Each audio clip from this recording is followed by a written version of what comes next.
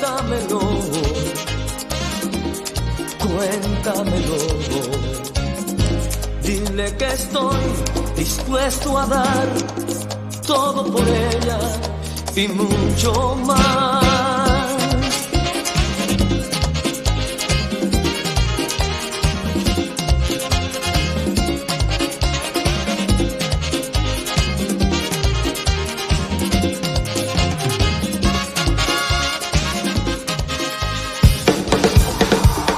Desde Quindío, territorio del paisaje cultural cafetero, esta es Ágora Q Radio.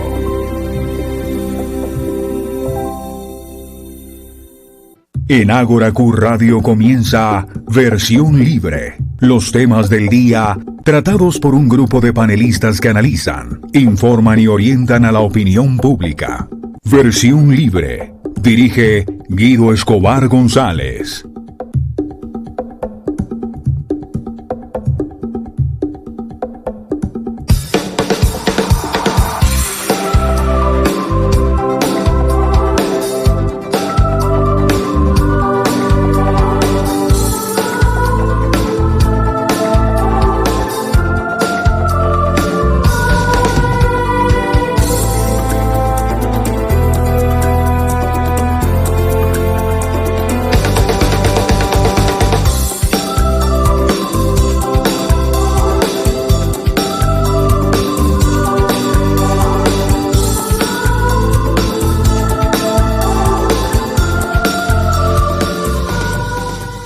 Buenas tardes para todos nuestros seguidores, para quienes nos oyen desde nuestra página oficial www.agoracuradio.com.co, para quienes descargan nuestras aplicaciones en iOS y Android, Ágora Q Radio Oficial, para quienes nos siguen desde nuestras distintas redes sociales, en Instagram Ágora Q Radio Oficial, en Twitter Ágora Q Radio Web, para los que se empiezan a conectar hasta ahora nuestra transmisión en vivo en Facebook por Ágora Q Radio.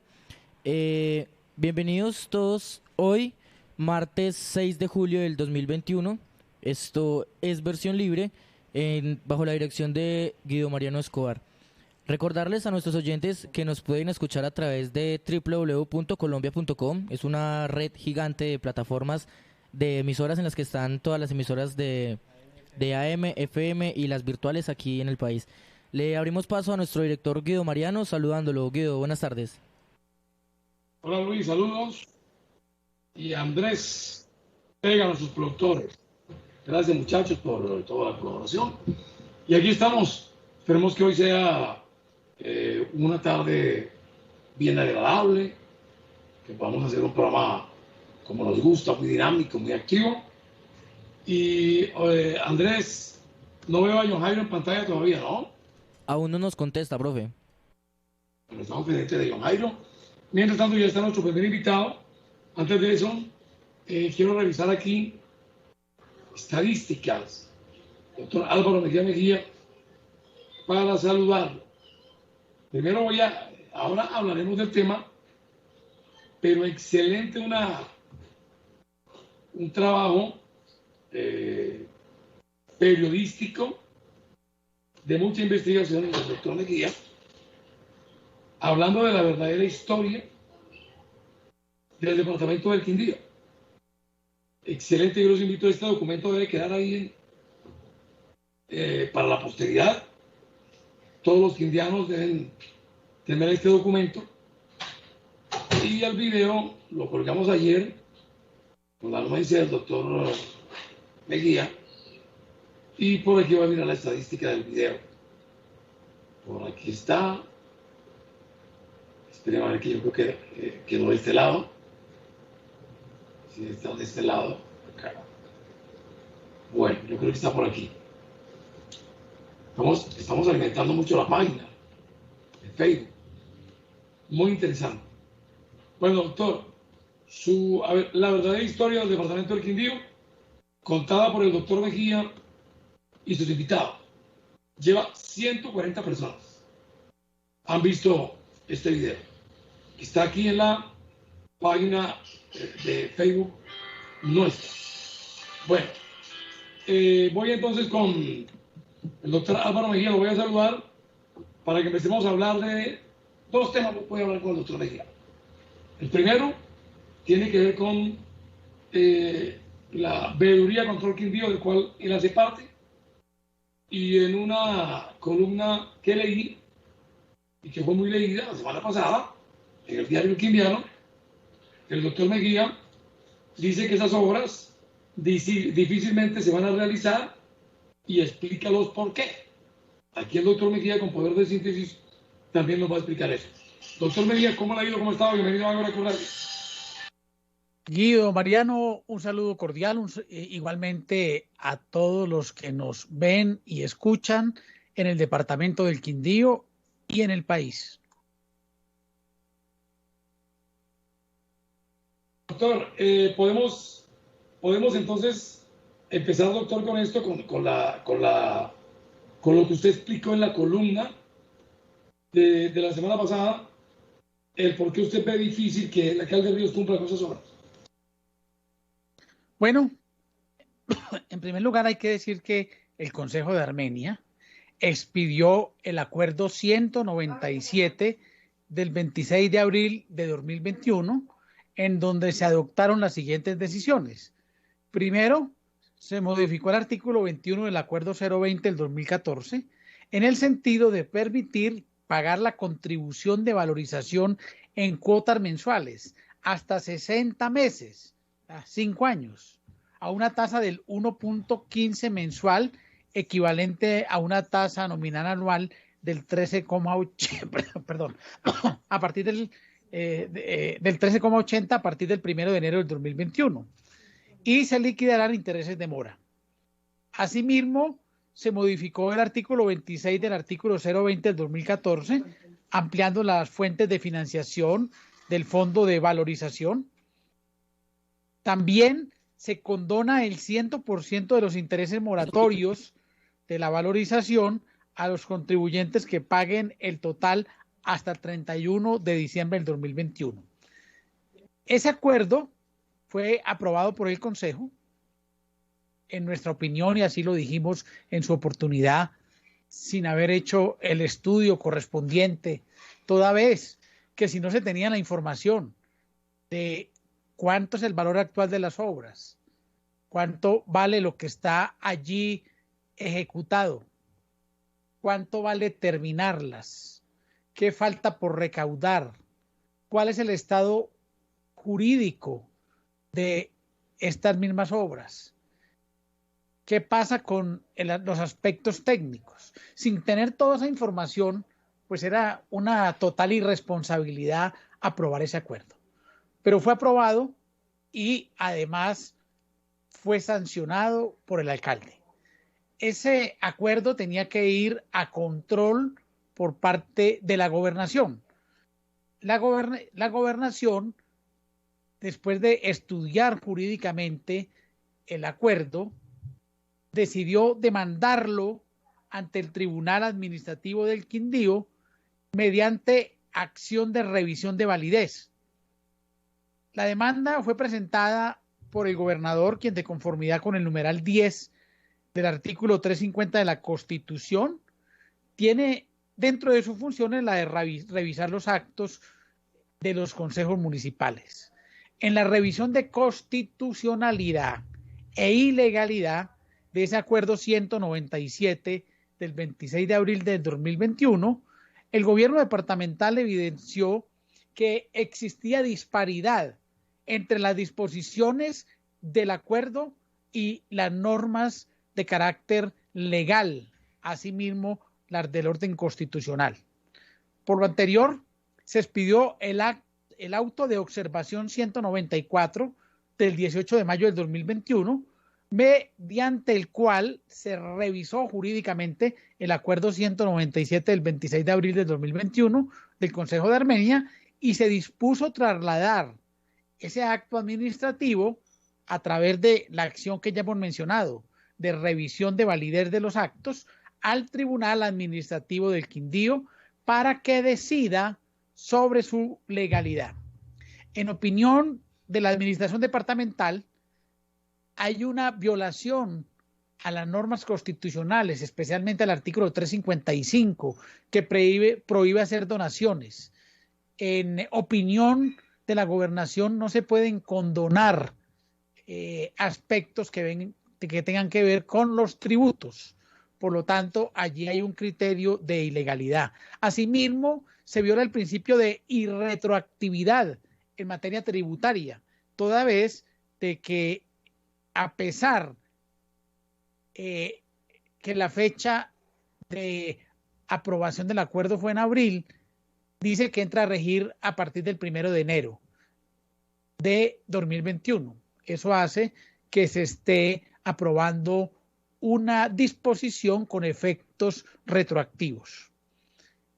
Asimismo, la gobernación advierte que se encuentran vencidos varios de los plazos que establecían los acuerdos iniciales de la contribución de valorización, lo cual contraría la ley. El artículo 3 del acuerdo 020 del 2014, que no modificó el acto que se demandó, señaló un plazo para iniciar la construcción de la totalidad de las obras que comprenden el plan de obras objeto de contribución. Ahí se señala que no podrían exceder las obras en 2 años. Esos 2 años estarían venciéndose en octubre del 2021. Entonces, si todas las obras no se inician en octubre del 2021, que no se ve que se vayan a iniciar, pues ya caducaría la posibilidad de poderse ejecutar las obras. Asimismo, ya han transcurrido más de 5 años para poder ejecutar el acto administrativo y en opinión del gobierno departamental se produjo lo que se denomina un decaimiento del acto administrativo, es decir, que perdió efectos. Esto hace que las obras de valorización estén en vilo. Por una parte, la administración municipal insiste en cobrar el derrame de valorización a quienes no han pagado, ejercer la jurisdicción coactiva. Hay que decir que una persona a la que se le estaba ya embargando y tomando medidas cautelares por la valorización interpuso una acción de tutela y allí se ordenó la suspensión provisional de ese proceso de jurisdicción coactiva. Entonces, muy posiblemente esa misma línea lo van a seguir las demás personas que tengan que pagar la contribución de valorización. En eso estamos, pero también tengo que decir, apreciado Guido, que... Pero doctor Mejía, permítame hasta ahí. Sí, hasta ahí inicialmente. Sí, porque el viernes entrevistamos a Alexander Cardona, del Grupo Sinergia, quien está orientando, asesorando a los ciudadanos, pues que han dicho que no van a pagar. Él manifiesta que legalmente ese cobro no lo puede hacer la Administración Municipal de Armenia. Con base en eso, usted que es especialista en este tema de contratación, que conoce el tema, ¿qué piensa? Y más aún cuando usted lo señala, que ya 2 demandantes presentaron tutela porque la alcaldía les inició un proceso y resulta que la propia alcaldía no tiene los soportes. ¿Cuánto debe? Si es que debe. O sea, lo que dicen los ciudadanos es que hay un desorden terrible allí y que al parecer allí están cobrando, digamos, sin tener en cuenta, pues digamos, si la persona pagó, si no pagó, si es de estrato 2, si es de estrato 3. Lo que uno logra entender con eso es que hay un desorden ahí, doctor Mejía. Un desorden total, porque inclusive no han podido depurar las cuentas en el sentido de establecer cuáles pertenecen a valorización y cuáles no pertenecen. Digamos, se ha avanzado bastante en el tema, pero todavía ese tema no está totalmente depurado. Y si no hay una depuración de las cuentas al interior, pues mucho menos van a estar preparados de ejercer la jurisdicción coactiva. Ahora, sobre la posibilidad de la jurisdicción coactiva, en principio, pues ese poder y esa facultad de ejercer la jurisdicción coactiva la tiene el municipio. Pero esta demanda sobre revisión del acto administrativo, pues como lo dice el artículo, pone en vilo la contribución.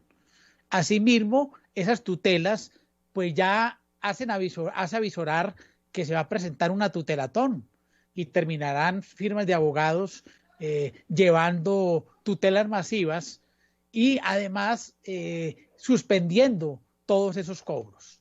Posiblemente también se podrá demandar, ya no en acción de revisión, sino en acción de nulidad, ese acto administrativo. Me imagino que ya lo debieron haber demandado y haber solicitado una suspensión provisional de ese acto administrativo. Cerró su micrófono, doctor. Algo pasó allí que no lo escucho. Tocó el micrófono y no lo oigo. Ya. A ver, ya. Ay, Ya sí, cuando esté en rojo está prendido. Sí, espéreme, yo saludo aquí a Estela Lunanzi, que nos dice muy buenas tardes. Poco tarde llegué, pero llegué. Que tengas un excelente día igual, Estela. Y gracias por seguirnos. Muy bien, y a toda la gente, para que compartan esto en vivo, porque cuanto más personas le llegue, pues lo interesante de este trabajo aquí, de nosotros, es que es un periodismo totalmente independiente. Entonces nos interesa que le llegue a muchas personas, y este tema que estamos tocando ahí con el doctor Mejía, muy interesante, para que los ciudadanos de Armenia sepan, los que hasta ahora les ha llegado el cobro colectivo, aquí están unas explicaciones de alguien que conoce el tema. Doctor Mejía. Sí, indudablemente, como lo digo en el artículo, las obras están en vilo. Ellos están realizando la cobranza, pero indudablemente están basados en ilegalidades. Hay que esperar que la justicia se pronuncie sobre eso, y para cada cobro en particular, porque la tutela en principio afecta a quien la interpone.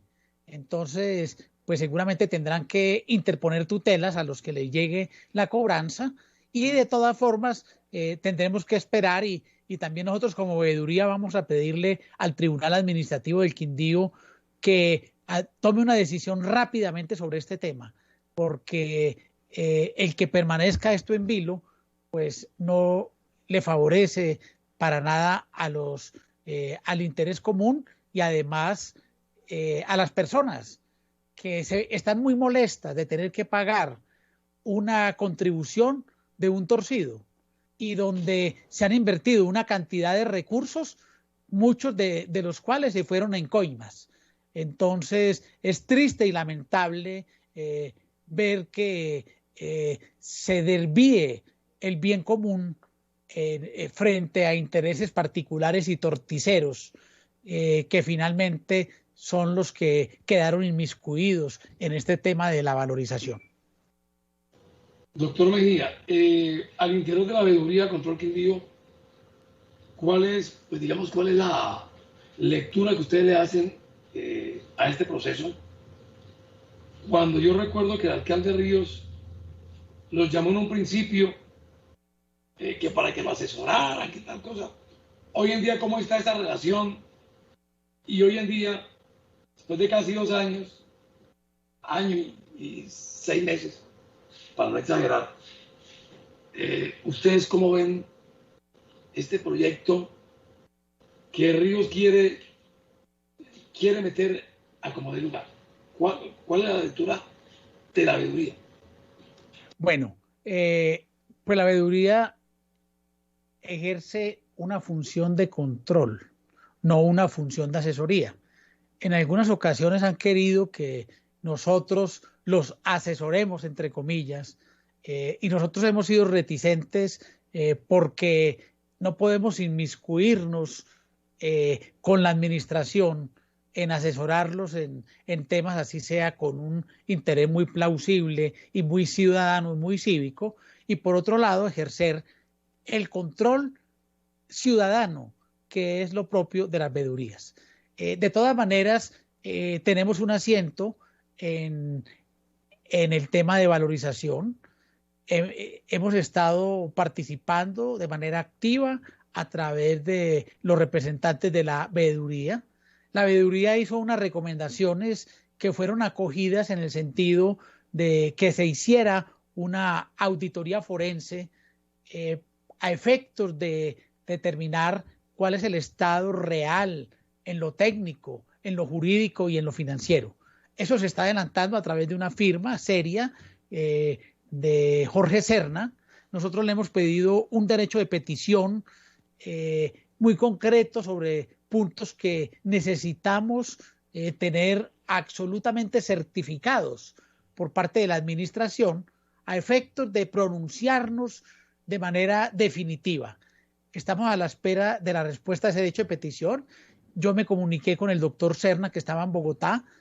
Me dijo el fin de semana que esta semana estaría dándonos respuesta a todos los interrogantes que presentamos y presentándonos un informe que debe ser muy distinto al diagnóstico inicial que presentó la administración, que es muy pobre. Realmente es lamentable ver un informe de esta naturaleza. Significa que eso está todavía muy crudo y hace pensar que todavía ni siquiera es factible tomar decisiones sobre el particular. No obstante, la administración se adelantó a obtener un acuerdo a través del Consejo Municipal, que ahora está demandado por el propio gobernador ante la jurisdicción del Tribunal Administrativo del Quindío. La opinión definitiva y, digamos, formal, después de discutir en asamblea, va a producirse una vez tengamos la respuesta y todos los informes a efectos de poder evaluar la conveniencia o inconveniencia de que estas obras continúen. Y a propósito de esa demanda de la gobernación del Quindío, o sea, pues la ley le permite a la gobernación que presente esta demanda, pero ¿usted qué conclusión saca de ahí? ¿Está muy preocupado Roberto Jairo Jaramillo, el gobernador, por esta situación? ¿O es un tema más que tiene que ver con las rencillas políticas de él con el alcalde y del proceso electoral que viene? Pues mire, conociendo uno los contubernios políticos del Quindío, tenga la seguridad que esa es una respuesta más que jurídica, política. Estos dos señores que son muy saludadores y muy sonrientes y que abrazan a todo el mundo, ahora están cada uno... Pero ya no se quiere. ¿Cómo, perdón? Ya no se quiere. Ya no se quieren. Ya no se quieren porque tienen distintos caminos y distintos jefes que están detrás ahora con la elección de los parlamentarios, que es el próximo debate electoral que se avecina. De todas formas, yo creo que la parte jurídica hizo un estudio serio. Ellos tienen el control de legalidad sobre ese acuerdo y en gran parte lo que allí se señala, en gran parte, yo coincido en gran parte con lo que se expresa en la demanda. Considero que no como lo dice la gobernación, que no es posible hacer ninguna condonación. No, sí es permitido hacer condonaciones, pero por razones potísimas y además de carácter social que deben estar muy fundamentadas, y el acto administrativo carece de esa fundamentación. Asimismo, es muy posible que ese acto administrativo efectivamente haya perdido fuerza ejecutoria, digo, la valorización, el acuerdo inicial que lo constituyó. Por lo tanto, hay un decaimiento del acto administrativo. Asimismo, el carácter retroactivo que se le da al cobro de jurisdicción coactiva y el tema de los intereses, pues también parecería que tiene vicios de ilegalidad. En ese sentido, pues cumplen con el deber de hacer el control y de haber demandado, pero pues no me cabe duda que si estuvieran en la misma orilla política, eso no hubiese ocurrido. Luis Fernando Villas Vargas dice: buenas tardes, grupo. Saludos a mi amigo Álvaro Mejía. ¿Qué más dice Luis Fernando? Dice saludos a mi amigo Álvaro Mejía. Bueno, doctor Mejía, la veeduría legalmente va a hacer todo lo que usted todo lo que brinde las herramientas jurídicas y legales para que estas obras no se hagan y para que la gente no pague? Mire, al interior de la veeduría hay distintas posiciones. Hay personas que han estado defendiendo el que las obras se terminen y también que se salga adelante con eso. Hay otra línea que yo oriento, que considero que esas obras, primero, no es lo que requiere en este momento la región. Estamos en una situación de pandemia, somos uno de los departamentos con más desempleo, una situación social dramática y hay otras prioridades en este momento y no hay razón para continuar pagando una deuda que en total asciende a 67.000 millones de pesos y en la actualidad tiene un valor cercano, le voy a dar la cifra exacta de cómo está el tema de la deuda. Tenemos por deuda, son 7 obligaciones que se tienen con Davivienda y una obligación que se tiene con Bancolombia. El valor total de los créditos son 46.500 millones de pesos. La deuda abril 20 está en 18.669 millones de pesos. Hay un recaudo por valorización de 74.000 millones de pesos. Esas obras estaban inicialmente valoradas en 100, ya le digo el valor total, 142 millones de pesos, con 105 millones y con la proyección serían 142.000 millones de pesos. Pero indudablemente la valoración que le dan es de 203.000 millones de pesos.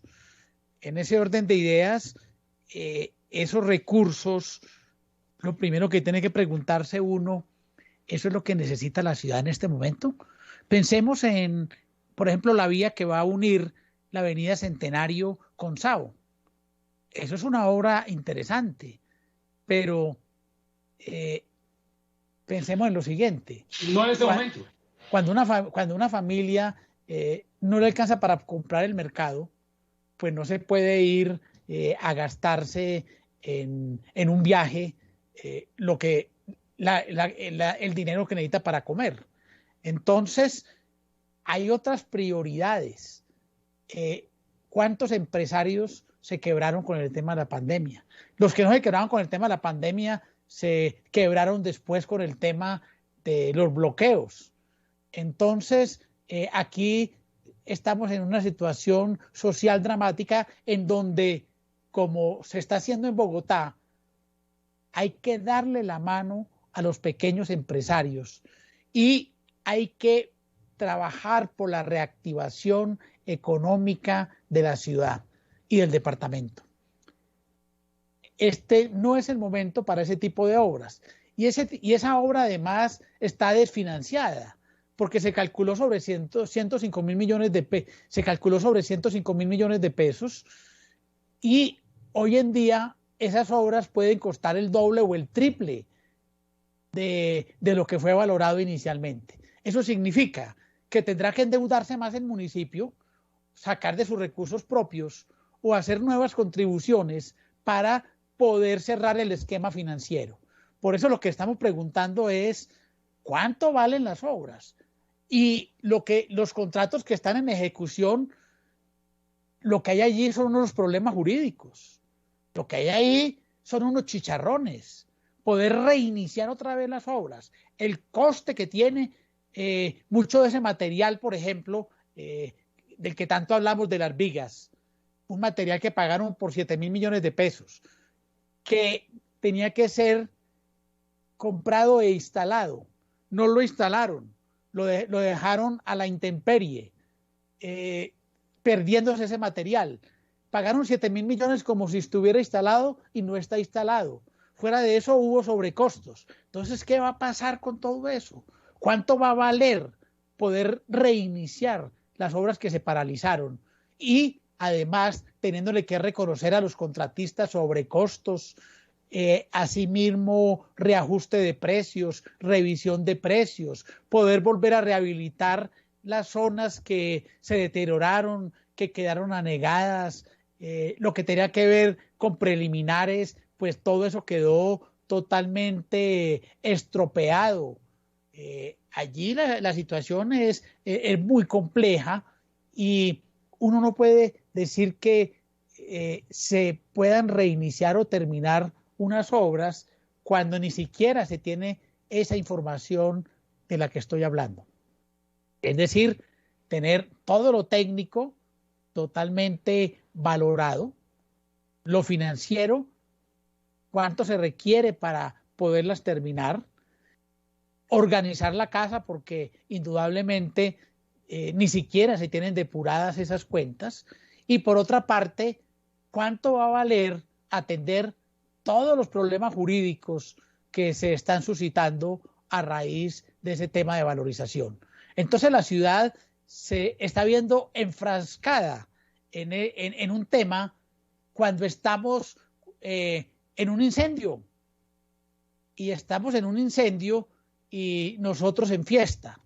Yo creo que hay que atender el incendio social que se está presentando para después proyectar el futuro con obras públicas. Doctor Mejía, yo coincido plenamente con usted. Creo que no es el momento, por todas las razones que usted ha señalado ya, y que creo que eso todo el mundo tiene, o la gran mayoría de los ciudadanos tiene la misma percepción. Pero entonces se preguntaría a la gente, bueno, ¿y ese dinero que está ahí, qué?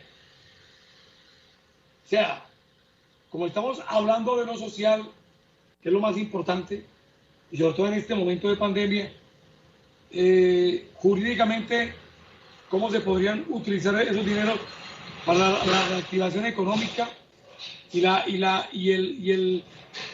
inversión social que en este momento en Armenia se requiere cuanto antes? Bueno, la verdad es que finalmente de ese diagnóstico y estudio que se haga, tendrán que concluir qué obras de esas finalmente se entregan definitivamente, porque hay 3 de ellas que están terminadas. Faltan algunos detalles y esas, pues hay que culminar esos detalles y entregarlas. Frente a las obras que se encuentran en estados muy preliminares, habría que mirar el porcentaje de ejecución, si hay alguna de esas que pudiera terminarse. Pero aquí lo que se va a presentar, Guido, es que si el Tribunal Administrativo tumba y le da la razón al gobernador y dice que esos actos administrativos ya tuvieron pérdida de fuerza ejecutoria, hubo decaimiento de los mismos, pues se va a presentar la situación en que se van a tener que devolver los recursos que hayan sido pagados, pero eso tiene una complejidad muy grande, porque una parte de esos recursos pues ya se invirtieron, hay otros que no han pagado, pues esos no se podrían cobrar, pero ¿qué va a pasar? ¿Cómo va a ser que unos sí paguen una parte y otros no paguen otra parte?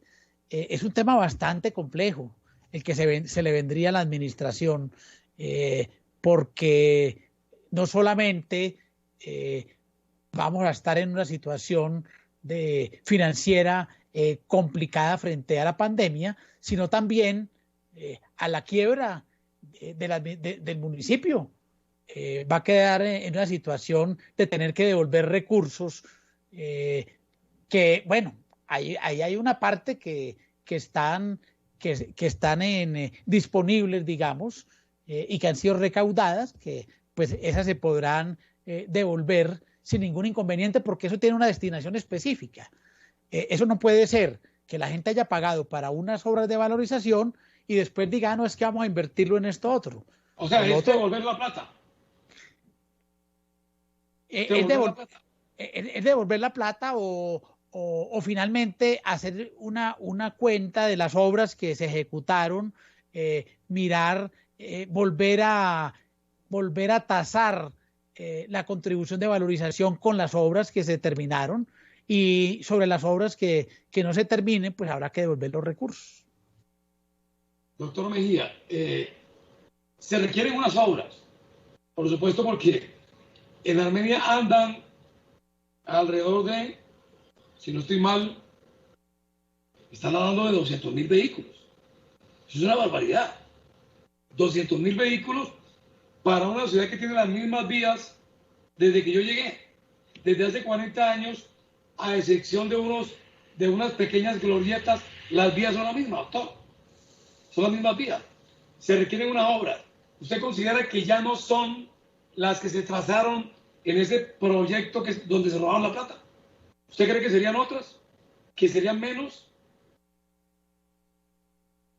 Pues yo pienso que dentro de ese diagnóstico y teniendo completo todo el informe financiero, jurídico, contable, técnico, habría que estudiar también si algunas de esas obras realmente son prioritarias, porque ahí habría que analizar dos cosas. Primero, esos recursos pues ya han sido recaudados en una buena suma. Le voy a decir exactamente cuánto se ha recaudado. Aquí tenemos que recaudado 75.000 millones. Recursos de crédito 46.000 millones. Han reintegrado 21.724.738.393 para un total de ingresos de 143.712.767.061. Entonces, a mí lo que me parece es que el alcalde salió a la carrera a decirle al Consejo, vamos a condonar intereses, vamos a ampliar el plazo para pagar la valorización a 60 meses, sin tener definido realmente qué obras se pueden terminar con esos recursos, porque es que los sobrecostos de esto va a ser muy grande. Primero hay que tener en cuenta que de aquí una parte grande se fue en coimas. Aquí se fue en corrupción. Sí, esa platica ya se perdió. Ahora, hay unas obras que están ahí, tiradas. Esas obras, hay una parte que se ha hecho. Mirar a ver qué de eso se puede recuperar. Pero muy poquitas. Sí, poquitas, o sea, es que... pero eso es lo que queremos mirar, de cada una de las obras, porque el listado ahí es, y seguramente algunas de estas obras sí son importantes y servirían además para generar empleo en este momento, pero pues habría que hacer un balance de lo que se tiene y de cuánto valdría. Aquí dice Montecarlo, tramo 2, intersección Los Kioscos, Avenida de Occidente, tramo 3, vía Yulima, intersección Mercedes del Norte, vía La Colonia, rehabilitación vía Centenario, intersección Puente de la Constitución, conexión Castellana, Avenida 19 Norte, tramo 2, Las Palmas, Boloclub, proyecto estratégico detonante estación terminal turística. Estamos hablando de 12 obras. Algunas de esas son muy importantes y digamos, ahí hay unos recursos. Lo que pasa es que eso ha sido muy mal manejado. Primero se lo entregaron a la EDUA. La EDUA no es nada. La EDUA es algo inexistente. La EDUA tiene más problemas que las obras. ¿Y cuántos empleados tiene la EDUA? 3 empleados, 4 empleados. Sí. 3 empleados. Entonces, que eso esté en manos de la EDUA y que no hayan sido capaces de resolver la situación jurídica entre la EDUA y el municipio, pues es muy grave. A esta hora no se ha resuelto ni le han declarado incumplimientos a entraron en situación de incumplimiento. Entonces, es muy complejo. Yo creo que no están haciendo bien las cosas, el tema es muy enredado y lo que se está lo que hay que hacerlo lo están haciendo demasiado lento y demorándose mucho. Piense usted, el acuerdo dice que son 60 meses para pagar la valorización. 60 meses son ¿cuántos? 5 años. Y después de eso dice que son 2 años para hacer las obras. Entonces serían 8 años. Eso es una burla. O sea, Ríos nos quiere pendejos. ¿Quién garantiza que 7 años, cuando ya Ríos no sé dónde estará? 8 años, 7 años, sí. Sí, 7 años, ¿quién garantiza que el alcalde que nombre las haga? ¿Quién garantiza eso?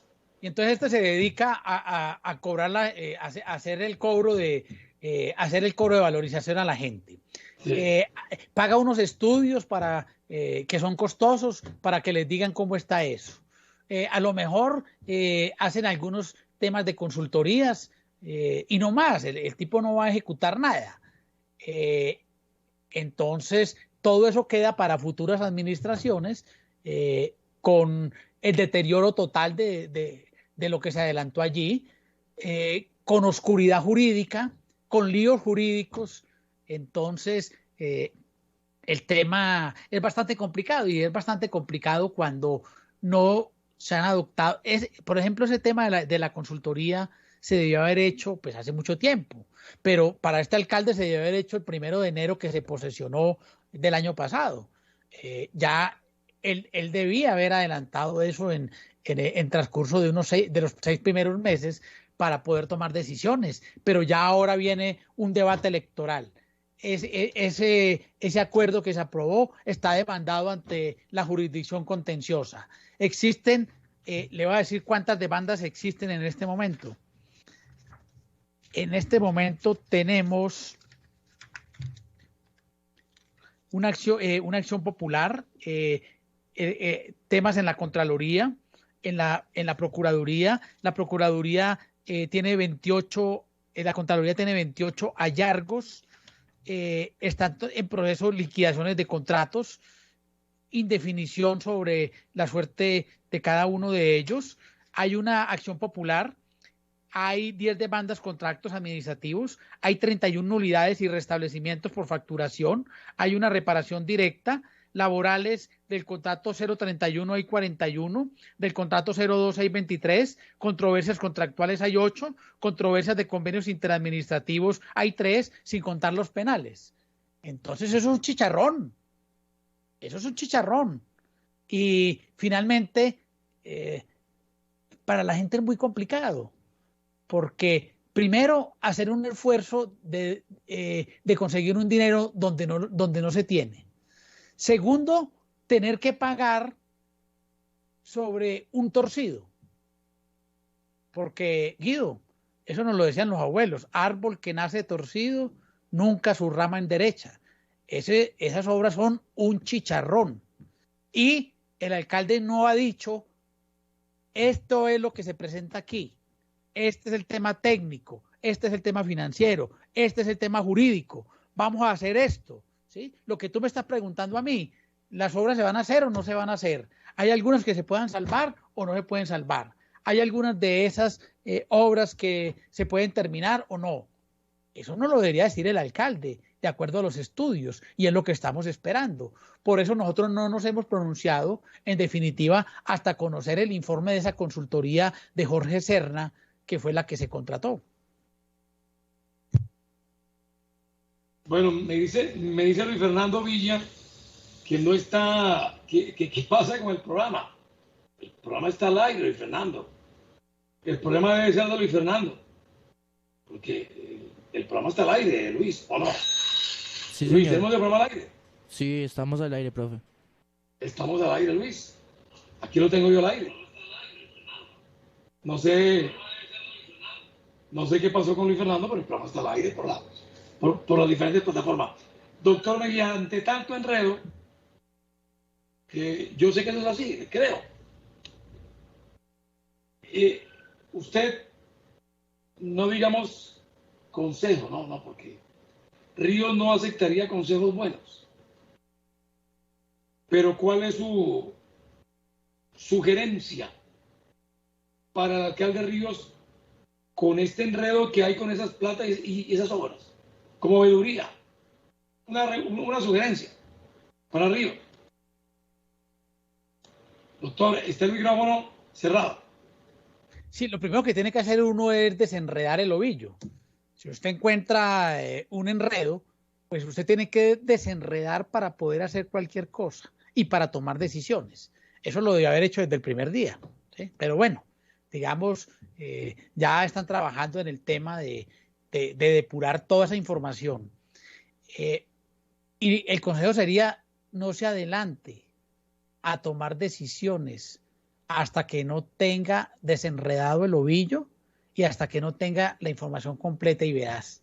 Lo ideal sería que no se lleve a la bancarrota al municipio con estas obras. Finalmente, tampoco que se metan en camisa de 11 varas. Yo creo que lo que hay que ser es muy pragmáticos.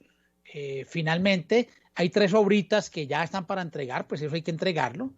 Si se puede sacar adelante con esos recursos alguna o algunas, pues yo creo que lo más responsable sería terminarlos y obviamente habría que reliquidar todas esas contribuciones de valorización a efectos de aliviar las cargas de esas obras que no se ejecuten para los contribuyentes y por otra parte que la administración no tenga que entrar a devolver recursos que no tiene y finalmente salir lo mejor librado del tema.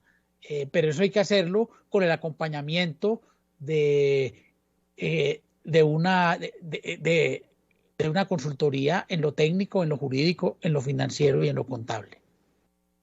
Bueno, cuando usted señala que se hizo ese acuerdo, es decir, que el Consejo aprobó ese acuerdo sin tener en cuenta todo este tipo de problemas que están evidenciados y que los concejales lo conocen. La percepción mía es esta, que ahí hay un afán de Ríos por recaudar plata. ¿Cuál es su percepción? La mía es recaudar plata. Está cerrado, doctor Mejía. Cerrado. Tengo la misma percepción, que el afán es recaudar plata, porque es que el tema de la plata es uno de los elementos que se definen después de tener todos los demás aspectos totalmente clarificados. Si yo fuese concejal, yo habría dicho, espera un segundito, ¿dónde está esta información? ¿Cuántos son los recursos que se tienen y en qué cuenta? ¿Cómo está el tema de la deuda? ¿Cuánto se ha recaudado? ¿Cuánto falta por recaudar? ¿Cómo está la situación de los contratos en ejecución? ¿Cuál es la situación técnica de esos contratos? ¿Cuál es la perspectiva de la administración? No se van a realizar cuáles obras y cuáles sí se van a ejecutar. Mientras tanto, no hablemos todavía del tema de entrar a apretar a la gente cuando ni siquiera sé para dónde voy. Yo creo que eso hubiese sido lo más responsable, haberle metido candela al tema de obtener y de depurar toda esa información antes de salir a amenazar con cobros de valorización. Doctor Mejía, si se cae este acuerdo, ¿qué consecuencias jurídicas trae para los concejales? Y no sé si para el alcalde Ríos. Bueno, lo primero que hay que decir es qué consecuencias trae para las obras de valorización. Pues las obras de valorización, si se cae porque hay decaimiento del acto administrativo o pérdida de fuerza ejecutoria, entonces ese acto administrativo no tendría efectos hacia futuro. Habría que mirar si los efectos hacia el pasado ya se surtieron y qué pasa frente a los que cumplieron y qué pasa frente a los que no cumplieron. Seguramente pues ahí toca entrar en un proceso de evoluciones que va a ser una situación muy compleja para una administración que está en condiciones precarias desde el punto de vista financiero. Por otra parte, pues vendrán, pues deberían venir consecuencias de tipo disciplinario y de tipo fiscal. Indudablemente, la demora en actuar en este tema, no solamente de este alcalde, sino de los anteriores. Yo recuerdo que el alcalde anterior, en la alcaldía anterior, por ejemplo, me llamaron porque existía interés que les hiciéramos una consultoría para ese tema, pero ellos prefirieron simplemente no hacer nada. Nos quedamos quietos. Y el anterior también se quedó quieto. Y quedarse quieto es gravísimo y genera un detrimento patrimonial muy grave. A mí lo que me preocupa es la paquidermia de los organismos de control. Hasta ahora la Contraloría Municipal vino a abrir un proceso de responsabilidad fiscal. Posiblemente cuando se vaya a decidir eso ya esté caducado totalmente, ya no haya nada que hacer, eso se haya perdido, y ahí va a quedar todo ese tema en veremos y únicamente quedarán, digamos, las acciones de tipo penal. Creo que los organismos de control están reaccionando muy tarde, pues, y eso se sabe que ahí existían contubernios, complicidades y componendas, y por eso el control no actuaba ni generaba resultados. Sí, no actuaba y no actúa, doctor, porque el régimen permite esto. Entonces, ¿a quién se nombra? Se nombra a alguien que me fiscalice, pero que se quede quieta o quieto. Alguien que me controle, pero que no diga nada. Entonces, el tema de fondo es que hay que acabar con eso. Con que se nombren a los mismos para que controlen a los mismos. Bueno. Mire usted en el carrusel de la contratación de Bogotá. Sí. Compraron concejales, compraron al personero, compraron al contralor, ¿sí? Ellos saben que tiene que tener todo el... ¿Los entes de control? Claro, los entes de control. Luis Fernando Villa, bueno, pero usted en todo esto, vamos a hablar de Ríos, porque estamos en el mandato de Ríos. ¿Qué cree usted que le ha faltado a la Contralora de Armenia para crecer un verdadero control? Que ella sale un día y dice una cosa y después otra, y uno ve como que sí, como que no. O sea, ¿cómo mira usted el trabajo de la Contralora sobre ese tema? Bueno, lo primero es que estos organismos de control, desde el punto de vista de los instrumentos técnicos, de los recursos humanos, pues tienen muchas deficiencias. Segundo, le cabe a estos organismos de control la misma responsabilidad que al alcalde, el estar actuando de manera paquidérmica. Ellos debieron desde el primer día, digamos, darle prioridad a este tema y ser muy eficientes en mostrar resultados. Están actuando con mucha lentitud y pues imagínese usted que eso caduque en manos de esos organismos de control y ya no haya nada que hacer. Entonces, pues esos organismos de control tendrán que responder por su actuación tardía y por la consecuencia de que se pierdan esos recursos y no poderlos recuperar a través del control fiscal. Y asimismo, pues aquí se van a derivar muchas consecuencias, y si jurídicamente, Guido, ese acuerdo se cae y de ahí se derivan una cantidad de consecuencias jurídicas y un detrimento patrimonial, pues seguramente a los concejales que aprobaron eso y al alcalde le va a corresponder una responsabilidad también. Doctor, me leo este comentario y paso al segundo tema. Nos quedan 2 temitas más, aprovechando ahí su presencia. Luis Fernando Villavarga dice, les comento que el alcalde reunió a los vendedores estacionarios y ambulantes, les prometió conseguirles unos créditos con Actuar y le garantizó unos intereses muy bajos y el desembolso en 24 horas. Lo digo, mis vendedores los voy a apoyar. El doctor Luis Gabriel Duque, director de Actuar, dijo 124 horas. Van para 15 días y los vendedores se quedaron viendo chispero. Entonces, ¿cómo engañan a estas personas? Jueguen con la ilusión de su trabajo. Y dice Luis Fernando Álvaro, lo necesitamos en Armenia para postular su nombre a la Cámara de Representantes. Necesitamos líderes que defiendan nuestra ciudad y nuestra gente. ¿Qué le responde usted sobre ese pedido a Luis Fernando? Para seguir con el... Yo creo que habría que preguntarle al alcalde con cuántos recursos va a fondear Actuar, que es una... pero espere. Yo le respondo. Él dijo que aportaría 900 millones. Sí. Pero estuve averiguando con personas que fueron allá a ver cómo era lo del crédito. ¿Y sabes qué salieron diciendo las personas? Es mejor con un banco. O sea, no hubo la tal reactivación económica, doctor, que la reactivación económica a los pequeños comerciantes y a los medianos no es así. No es prestándole plata porque no tienen plata para pagar. No, la reactivación económica, doctor, tenemos el ejemplo de la alcaldesa de Santa Marta, del gobernador del Magdalena.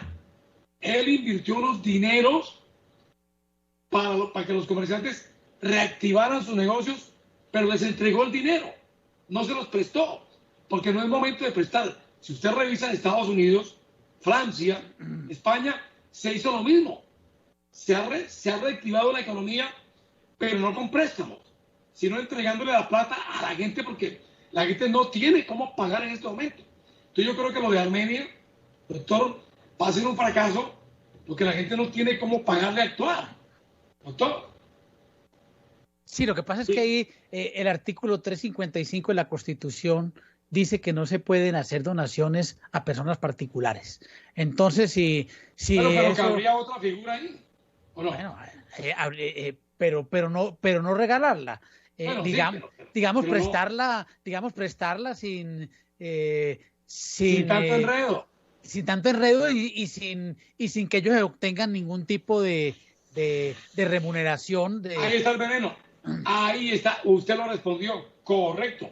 Porque lo que me dicen, las personas que fueron a esa reunión, me contaron que el interés que cobra Actuar es casi lo mismo que un banco, doctor. Entonces, la gente salió defraudada diciendo, pero es que aquí no hay nada. O sea, nosotros no tenemos nada. Ahí lo que se debería hacer es un convenio entre Actuar y la alcaldía en que le ponga esos recursos, pero ese fondo se va a manejar de manera distinta a los créditos. A los fondos de Actuar. Claro. Estos serían sin intereses. Y además con una amortización a un plazo pues muy extendido, donde la gente pueda pagar eso muy fácil. Correcto. Constitucionalmente no se puede regalar, pero vea, ¿cómo adquiría la gente con el Iscredial su vivienda? La gran parte de Armenia la hizo el Instituto de Crédito Territorial y eran unas cuotas muy bajitas. A 5.000 pesos. Exactamente. Que no en esa época. Y después llegó el papayazo y eso pues lo pagaron de cualquier forma. Correcto. Porque lo que se pretendía era que la gente tuviera su casa. ¿Cierto? Lo que se pretendía. No, pero qué bueno el tema, doctor, por lo siguiente. Usted recuerda que el señor Gabriel Duque está enredado en un proceso por allá en la alcaldía de Ana María Arango. Porque lo que me cuentan, yo no tengo pruebas, pero lo que me dicen es que Luis Gabriel le gusta mucho trabajar en convenio con las alcaldías y con la gobernación. Y muy bueno esa pregunta que usted hizo ahora. ¿Con cuánto va a fondear Ríos? Porque uno lo que se preguntaría es, ¿el fondeo qué? 900 millones, ¿cómo es la cosa allí? Lo que pasa es que Luis Gabriel también debe estar preocupado porque efectivamente hay unos recursos por el tema de la reconstrucción y eso fue un fondo que se manejó muy bien, pero finalmente terminaron haciendo unas investigaciones de responsabilidad fiscal absurdas por el manejo especial que se le dio a esos fondos. Ahí no hubo ni detrimento, ni hubo malos manejos, no hubo nada. Pero también hay un exceso de legalidad en donde pues no se permite que se pueda actuar y crear unos fondos con unas condiciones diferentes y un reglamento diferente. Yo creo que aquí en esta ocasión habría que hacerlo bien hecho. Obviamente habría una remuneración por esa administración de recursos que no los pagaría la gente, los debería pagar. Los pagaría la alcaldía. Los pagaría la alcaldía y claro, que eso sea un fondo especial, con un reglamento especial, en donde eso le salga sin intereses a la gente y a unos plazos muy blandos. Entonces yo creo que eso se podría hacer, pero pues si no aparecen los recursos para fondear eso, y 900 millones no es nada. Hombre, doctor, eso es ridículo que una ciudad capital de un departamento, sobre todo porque usted ya conoció los informes del DANE, que dicen que los armenios están estratos 1, 2, 3, están comiendo una sola vez al día. Eso es lo que señala la estadística del DANE. Y entre otras cosas porque estos estratos, el 50% de estos estratos no tienen vivienda propia. Entonces, o pago arriendo o cómo. Entonces, 900 millones, doctor, cuando el alcalde se jacta de pedir un préstamo, de solicitarle al Consejo la facultad para un préstamo por 60.000 millones para infraestructura, otro más para la actualización catastral de más de 12.000 millones, y entonces para la reactivación económica no hay plata. Esa es mi crítica, doctor. Y entonces, esa es la crítica mía. Entonces ese tema del estudio para mirar el tema catastral, 12.000 millones de pesos. ¿Por qué no pones a plata para prestar eso?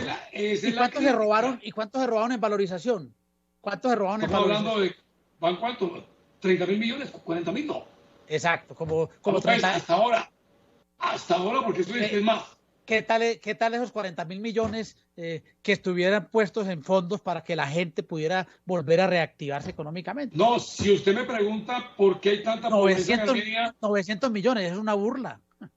Si usted me pregunta por qué hay tanta pobreza en Armenia, pues yo le respondo con todo eso. Revisa lo de Barros Vélez, Ana María Arango, todos los alcaldes que han pasado, y ahí está la respuesta. Es que se roban la plata, doctor. Esa es la respuesta. Bueno, doctor Mejía, y sobre lo que le dice Luis Fernando Villa, que lo quiere ver acá como protagonista, candidato a la Cámara. Dice Villa. Mira, yo le digo lo siguiente a las personas. Aquí ya no podemos seguir eligiendo a estos sinvergüenzas. Ya no más. No hay derecho. Ya para qué nos quejamos si seguimos votando por los mismos. Entonces, yo creo que hay que mandarlos a vacaciones. Yo no tengo ningún interés ni voy a participar ni a tener ninguna aspiración política, pero sí voy a ayudar para que jóvenes, para que gente que no esté contaminada aparezca en esas listas y podamos elegir gente capaz, gente que se ha preparado y gente que no venga con estos patrones foscos ni con esos compromisos, componendas y complicidades. Hay que hacer un gran movimiento ciudadano por fuera de los partidos para rescatar a Armenia. Y en eso quiero participar y quiero colaborar. Me da más autoridad estando yo por fuera de cualquier aspiración, porque en ese sentido me puedo convertir en un garante y en un vigilante de que ese proceso realmente sea un proceso limpio, un proceso democrático, un proceso donde no hayan manos oscuras. De esos candidatos que están ahora y que al parecer serán los protagonistas de la próxima contienda electoral, ¿usted cree que ninguno representa a lo que ya quieren los ciudadanos? Otra perspectiva, ideas diferentes. ¿Usted cree que lo que está es lo mismo, representa lo mismo? Le estoy hablando de Luciano Grisal, Antonio Restrepo, dicen que John Edgar Pérez, que dice que es el grillete del alcalde Río porque anda de palo y pago con él. Antonio Restrepo, ya lo dije, Sandra Viviana Aristizábal, la señora Rosa Patricia Buitrago, ¿quién más? Mario Castaño. Bueno, pues ahí le cuento a algunos porque se me quedan otros. ¿Usted cree que eso no representa lo que queremos de verdad? Está cerrado el micrófono, doctor. Guido, yo no me explico a estas señoras que les cogieron una conversación y en donde le decía sí, yo le mando toda la gente y direccionamos todo hacia allá y que esas personas ahora vayan a aspirar tan tranquilamente porque tienen la patente del corso de una autoridad que no aplica medidas, que no investiga y que no sanciona. Eso es una burla. Y que este señor, el que ya sabemos, y los otros del chance, sean los que sigan poniendo los candidatos y sigan poniendo alcaldes y gobernadores, me parece muy grave. Y gran parte de este problema no lo tienen ellos, porque ellos están en sus negocios. No, el problema lo tenemos nosotros. Peor que la maldad de los hombres malos es la indiferencia de los hombres buenos. Y hemos permitido que estos señores se entronicen durante décadas y tengan capturado el poder político. Entonces, no hay ningún perdón para el que vuelva e incurra en el apoyo a esos candidatos que vienen de un sistema de compromisos, de componendas y de complicidades. Doctor Mejía, leo esos dos comentarios, voy con el último tema. Y Fernando Villa dice, muy preocupante que se amenace al Tigrillo. Ahora voy a llamar al Tigrillo a ver qué fue lo que pasó.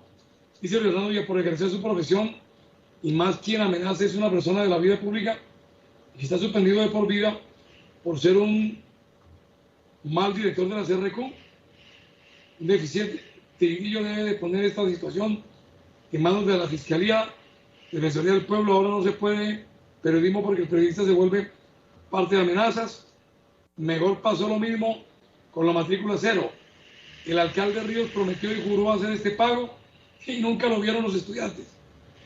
Entonces los estudiantes y los jóvenes de la primera línea, el problema no se resuelve solamente estando allá dentro de la Universidad del Quindío. El problema se resuelve con mesas de trabajo, mesas de compromiso, donde deben estar los alcaldes y el gobernador de Quindío. Porque el problema social es responsabilidad de ellos. El problema social es responsabilidad de ellos. Doctor Mejía, penúltimo tema. Ya entregaron los formularios el viernes para la recolección de firmas y empezar el proceso de revocar al alcalde José Manuel Ríos. ¿Usted qué piensa de este proceso? ¿Hay posibilidades? ¿Cree que no va a pasar nada? ¿Que históricamente en Colombia solamente se ha podido con solo revocar un solo alcalde? ¿O esta es la oportunidad por todo el problema estructural de Ríos? Todo lo que ha mostrado en este año y medio. ¿Qué cree usted? El rojo está apagado, doctor. La voz del pueblo es la voz de Dios. Y hemos visto que cuando el pueblo se pronuncia, las autoridades tiemblan. Así decía el poeta Julio Flores. Hoy bien hacéis, oh déspotas del mundo, en estar con los ojos siempre abiertos, porque el pueblo es un mar, y un mar que piensa, que castiga y que iracundo os puede devorar. Vivid despiertos. Entonces, este es el momento histórico para que nos pronunciemos sobre la inconformidad que tenemos. ¿Qué nos ganamos con hacer protestas si después llegamos a las urnas a elegir a los mismos sinvergüenzas? La gran revolución sería sacar candidatos decentes y destituir a estos personajes que tienen capturada la política en el Quindío.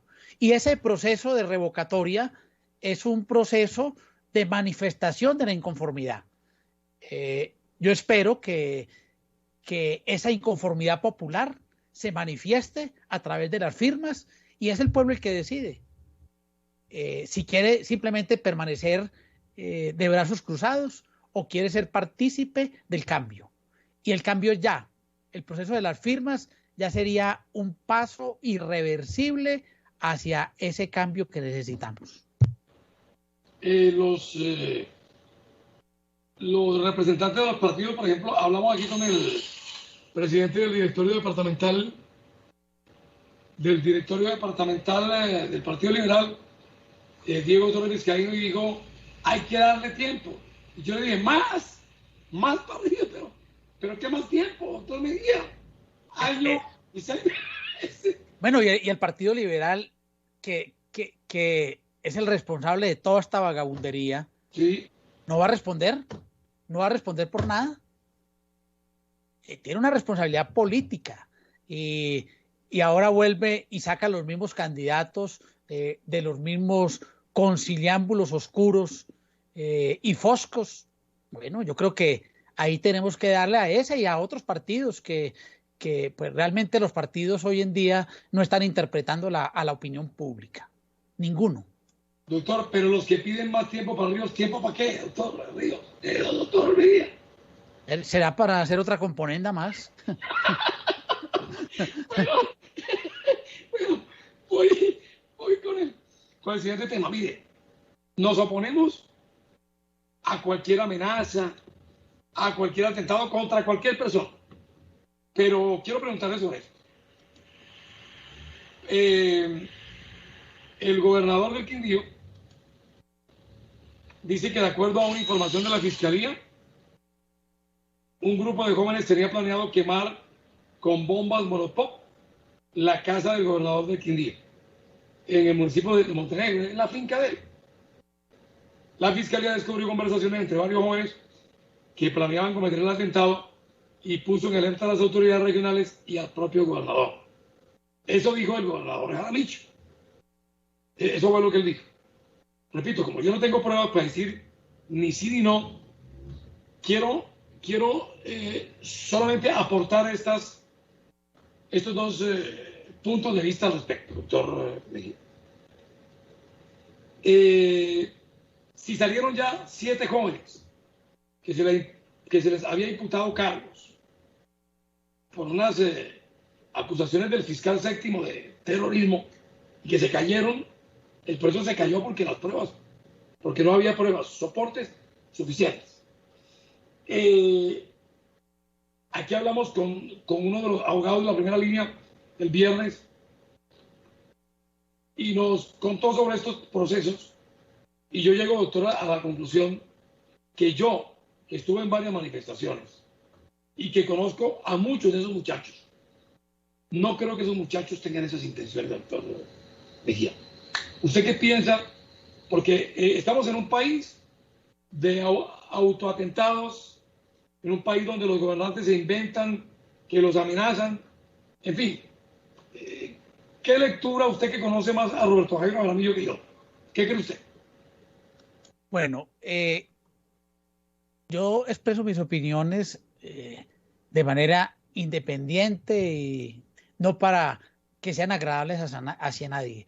Yo considero que la protesta social hay que protegerla, la protesta social hay que garantizarla, no simplemente con un discurso, sino con hechos.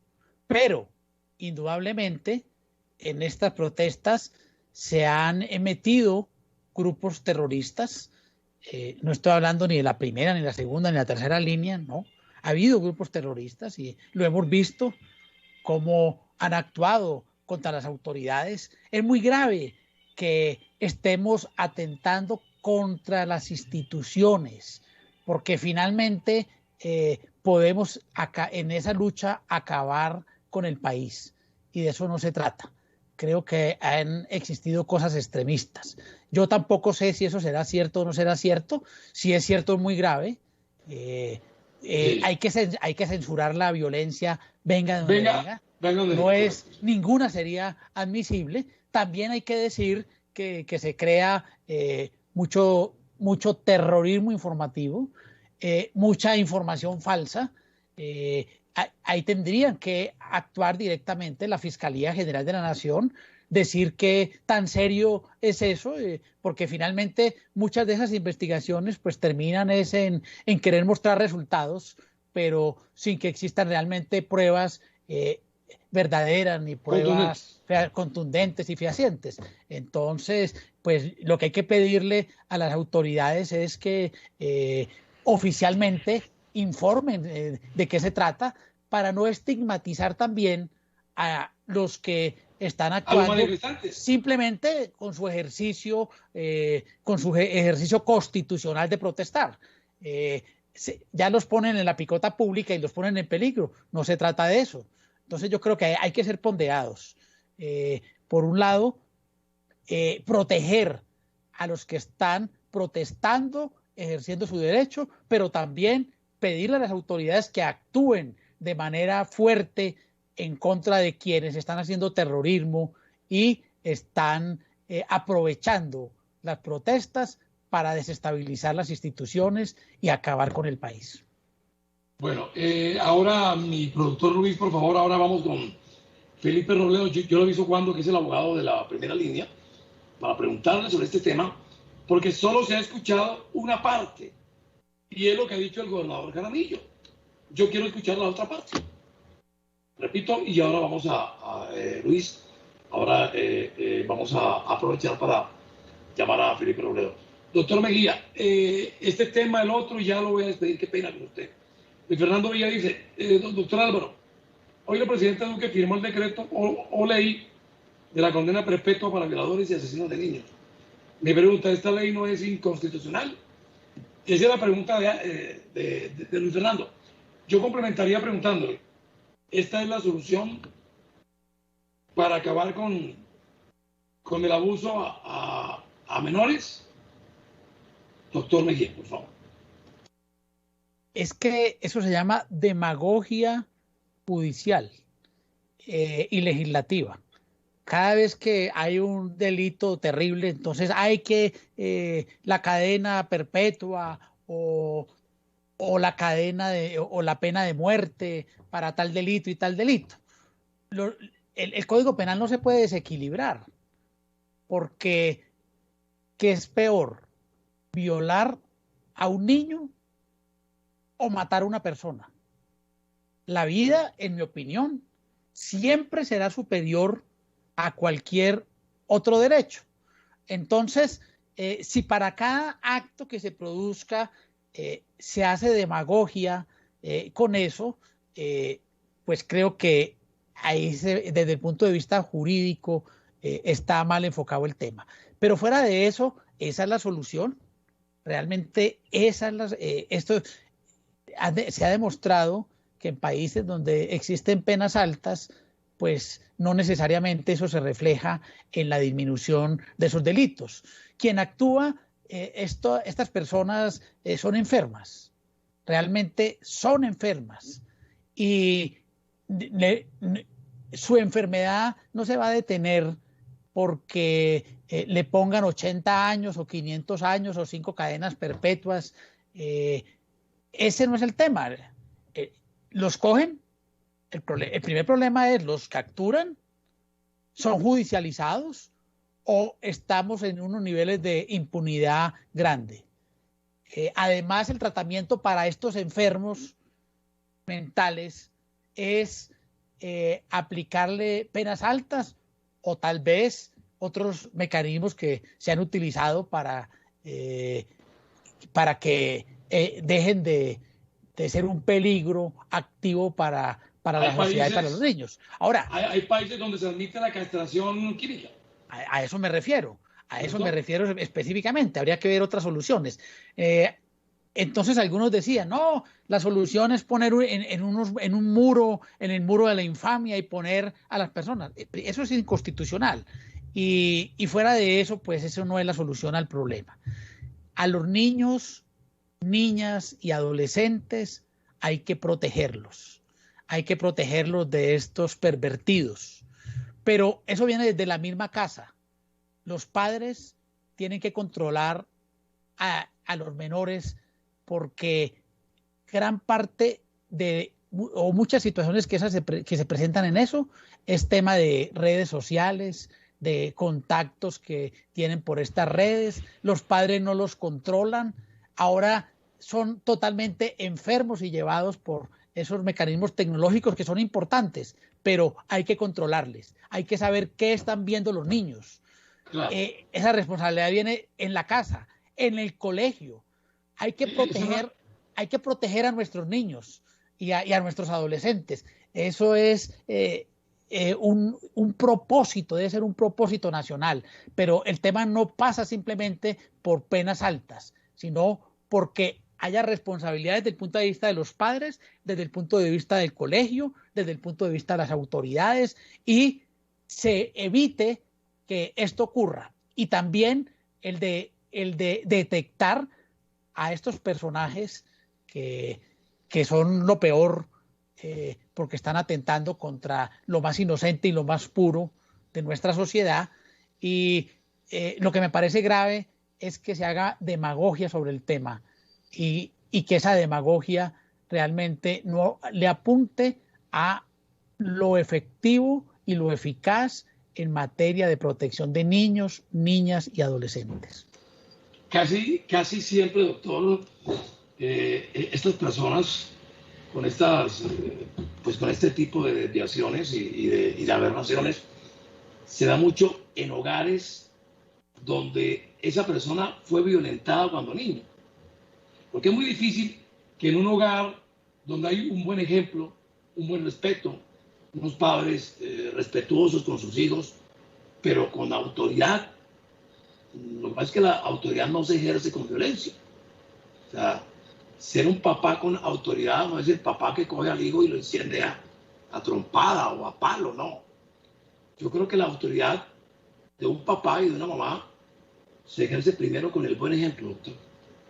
Creo que de allí parte el buen ejemplo.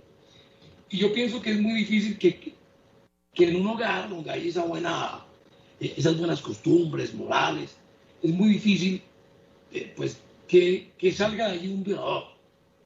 Luego, y usted tiene toda la razón, porque ese es un trabajo mancomunado entre hogar e institución, es decir, institución educativa, hogar, colegio. Creo que es el complemento perfecto para esa formación integral de ese hombre del mañana. Creo que es un imperativo, ¿no? Sí, y definitivamente hay una reproducción de esos modelos de violencia. Muchos de los que fueron abusados terminan siendo abusadores. También hay problemas atávicos, herenciales, temas del cerebro, que se hacen más activos en el contacto social, el medio social en que se vive. Entonces, hay que partir desde ese punto de vista. Ahora tenemos unos padres muy complacientes donde dicen, no, es que dejemos que los niños hagan lo que quieran, no los controlan a través de las redes sociales. Entonces empiezan a chatear y están hablando supuestamente con una persona de su edad, pero mentiras, ahí se meten pedófilos, sí. Enfermos mentales que empiezan a dañarles el cerebro, además los citan a determinadas partes. Ahí hay una falta de control en el hogar. También que no se están formando a los jóvenes en valores, en principios, en el temor a Dios. Igualmente, eso se ve en los centros educativos. Hay que hacer una gran política de educación y también atender la problemática social, porque mire usted que mucho de eso se presenta en hogares donde hay vulnerables. Sí, donde hay muchos problemas de tipo afectivo y de tipo emocional. Son familias con muchos problemas y aquí no hay realmente un bienestar familiar que entre a actuar frente a esos hechos de violencia. No vamos a decir que se presenta nomás en las familias pobres. Vean aquí nomás con lo que pasó con la niña Zamboray. Sí, lo que pasó con Uribe. Con este señor Uribe, de una familia, pues, supuestamente de alta alcurnia Pero se imagina uno... Y hasta en la iglesia.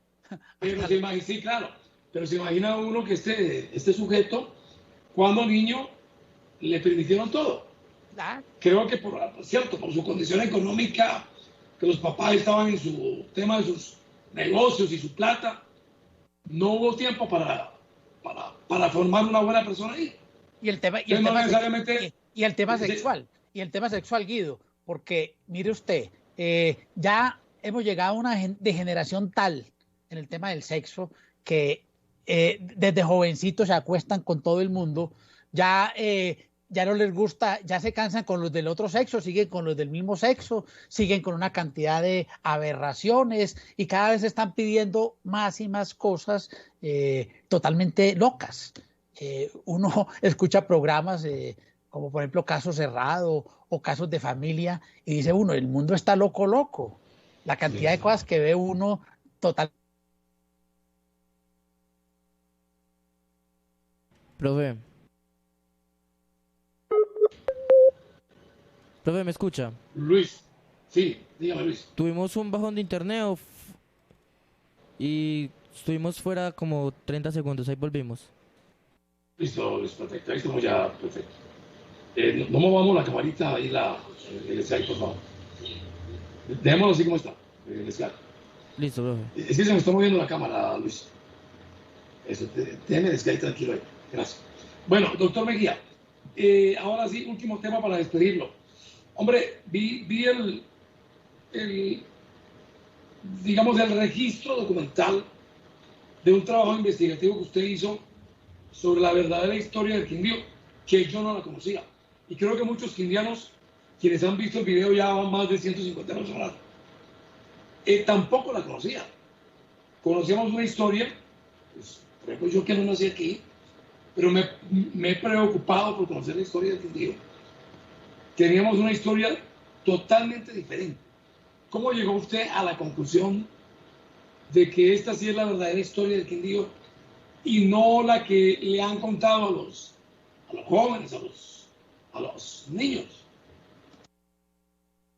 Y hay una cosa muy interesante porque el decir la verdadera historia del Quindío no significa que estemos desvalorizando los esfuerzos históricos de la Academia de Historia del Quindío y de historiadores que han recopilado a través de los años estudios como el del profesor Sepúlveda, etcétera.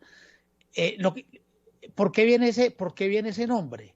Resulta que hace unos años se hizo una publicación de lujo por parte de la gobernación donde se decía que el padre del departamento era Ancísar López López.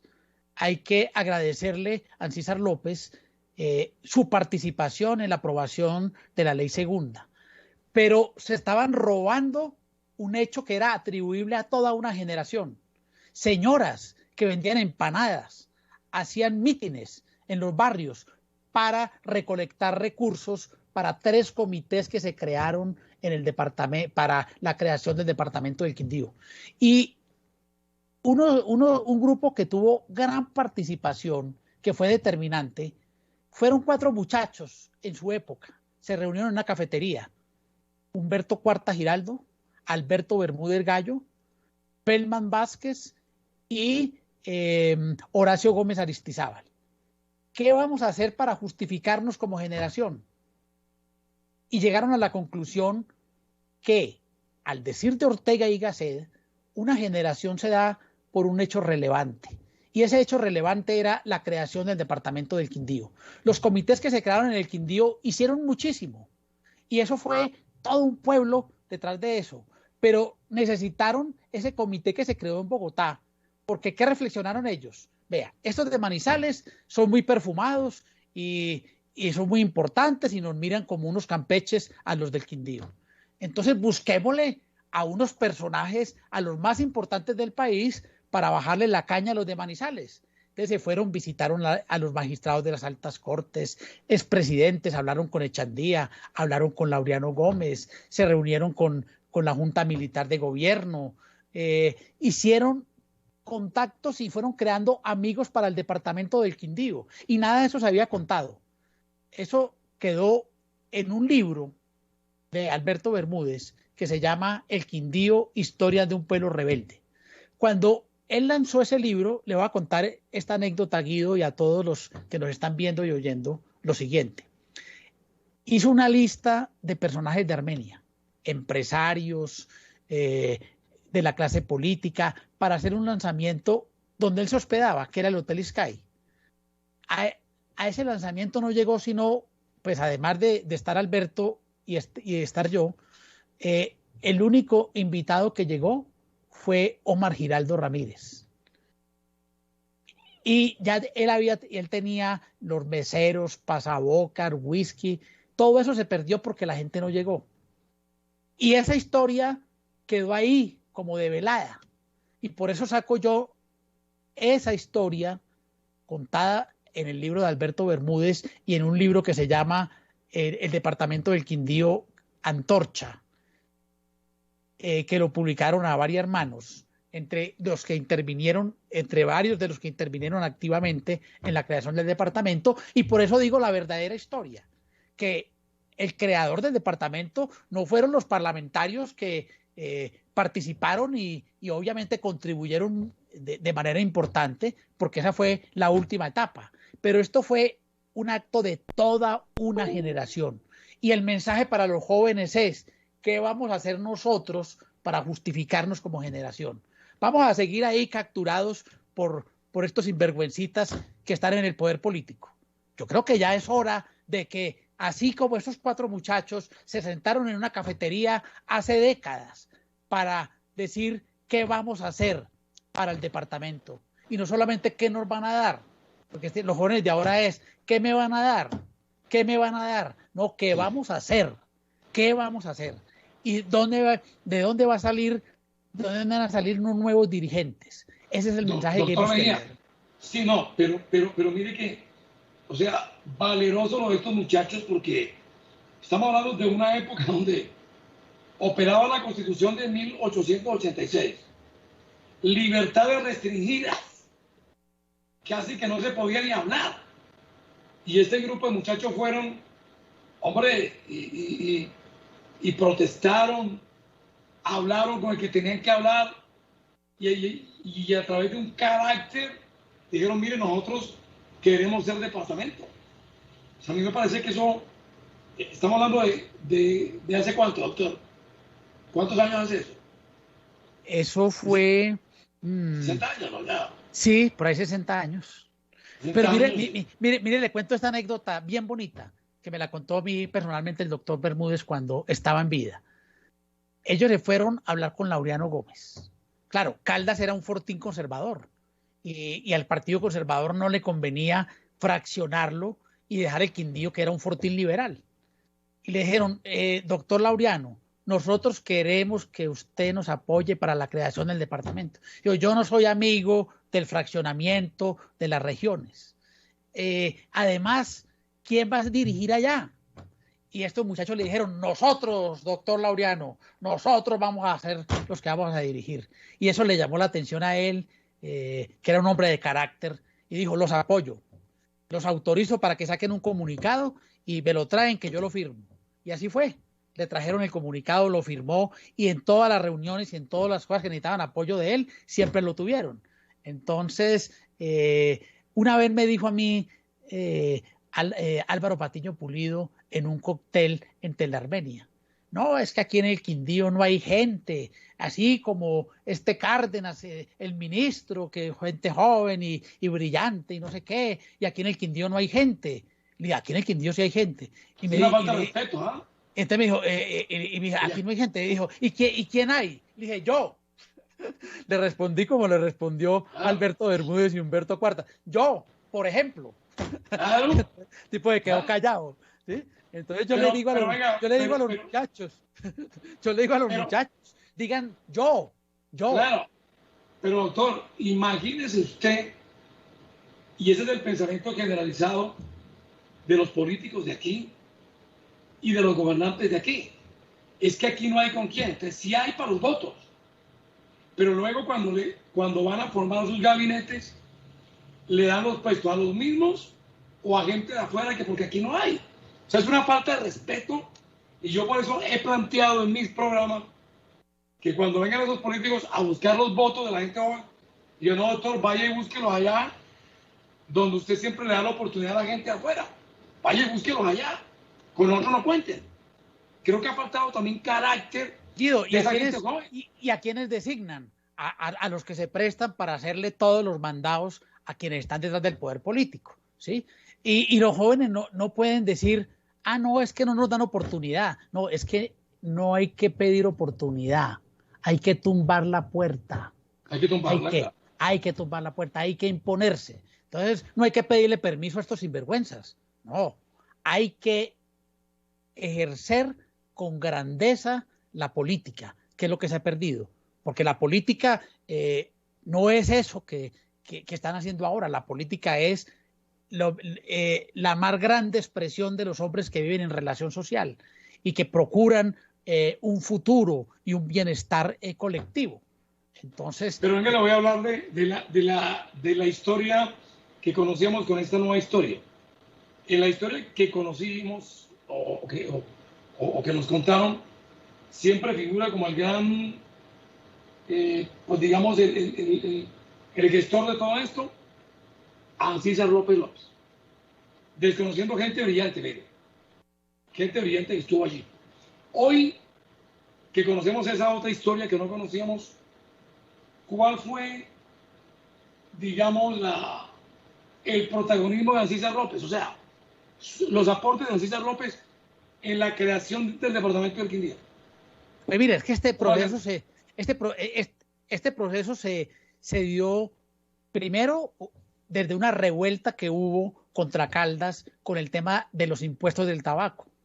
Quemaron absolutamente todo, hasta los sembrados de tabaco, y ahí vino un primer brote de inconformidad con Caldas. Y desde el principio se dio esa inconformidad para no pertenecer al departamento de Caldas. Se creó un comité inicialmente, hablaron con Rojas Pinilla. Rojas Pinilla no se quiso comprometer, después la Junta Militar, se hizo un trabajo inicial en el Congreso donde le faltó 2 votos, y finalmente estamos hablando ya del último momento, cuando ya estaba todo el trabajo hecho, cuando ya tenían los apoyos, cuando ya tenían los expresidentes, cuando ya tenían a los magistrados de las altas cortes, cuando en el Quindío estaban recogiendo fondos para ayudarles allá todo ese proceso de una campaña publicitaria a nivel nacional que se manejó.